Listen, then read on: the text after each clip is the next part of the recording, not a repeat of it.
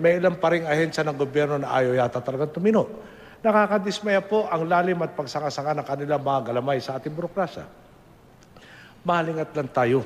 Pihadong may aabusuhin at bibiktimahin na naman sila. Magpangalan na po tayo. Sa Bureau of Immigration, paulit-ulit natin pinagsabihan ayusin ang pagbabantay sa ating mga daungan at paliparan. Pero paanong nakalabas sa bansa ang magkapatid na Joel at Mario Reyes, ang mga paunahing suspect sa pagpaslang kay Jerry Ortega?